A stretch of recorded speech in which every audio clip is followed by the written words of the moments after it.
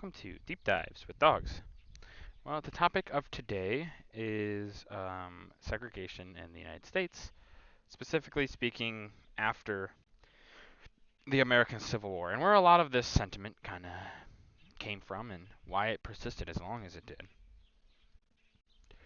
Well, obviously, all places go back to the Civil War when you're going to talk about um, this topic specifically.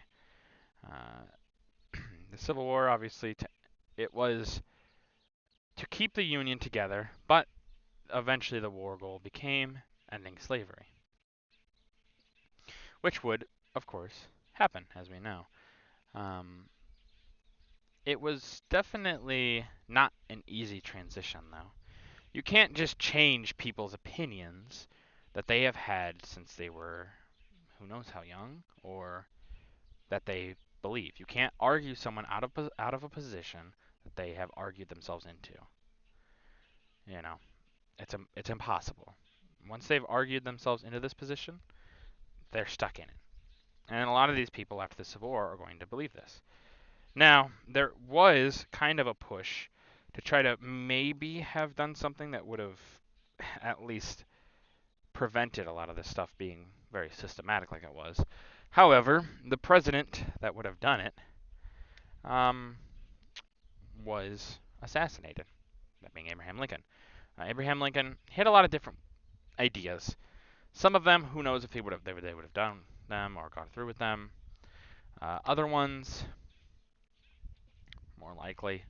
Um, but nonetheless, that doesn't happen, and we'll never know truly what Lincoln would have done, how he would have been during peacetime. We just don't know. But because of that, we get Andrew Johnson. Now, Andrew Johnson is a Democrat, but he's a Union Democrat. So these are Democrats from states that stay within the Union, and so he is not a Republican like Lincoln is. So he has very different views on the abolition of slavery or slavery in general. But he becomes president, and he kind of stonewalls a lot of the Reconstruction era stuff. The things that Lincoln kind of wanted, and many of the Republicans wanted at the time. Um, and so, in doing so, a lot of Reconstruction kind of gets stalled. And you'll get people like Grant who will come in after Johnson, who Grant does his best. He creates the Justice Department to get rid of things like the Klan. I can't say their full name because YouTube might flag this video, but the Klan, you know who I'm talking about when I'm saying that. They have 3 letters that all start with their name is abbreviated with 3 Ks, but I can't say who they are, but you know who I'm talking about. They are basically abolished as an even idea. They come back later, but that's a whole other thing. But they are basically abolished because of stuff that Grant does. But it doesn't really fix race relations, and it won't. A lot of what should have happened with Reconstruction did not. Doesn't matter who was president, it just didn't happen. And because of that, institutional racism and things like that becomes very common, especially in the South.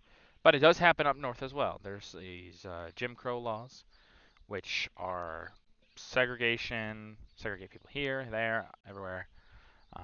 Do things that realistically would have been unconstitutional, but people didn't really want to have that argument yet, so it didn't happen. Um, and this kind of all comes to a head eventually with the rise of the civil rights movement. You have victories up to that and leading up to that. You have things like Brown v. Board of Education, which the Supreme Court rules on and rules that it is wrong, that schools should not be segregated. How can you deny kids education and then expect them to be model citizens? Of course, that's kind of the idea. But because of that, eventually these barriers finally crumble, and it should have been something that happened during the Civil War. after the Civil War, realistically. A lot of these things should have been in place so that this feeling where people are allowed to get away with a lot of these um, laws that are inherently racist, uh, that wouldn't have happened. They shouldn't have happened. Just they shouldn't. People should not have been segregated just for the color of their skin. Now, content of their character, maybe that's one thing you could say. A criminal, like for instance, is segregated today and from society in many different ways. But that's different. That's not skin color. That's character. And character, what you do in life, determines who you are, not how you're born. And that should have been the rule from day one, to be fair. But sadly, it took a little too long. And you have still even people today, of course, that will believe things that are inherently wrong. But what can you do? You can't force opinions on people. It's not how it works. Just not. You never can and you never will be able to. But thankfully, we are not in that place anymore where um, racism just for the color of your skin is legal. It's no longer legal. At least not institutionally. Now, maybe there are different ways that it is, but that's for lawmakers and that to discuss and try to fix so that it is not a problem. But that's going to do it for this video. If you guys liked the video, leave a like.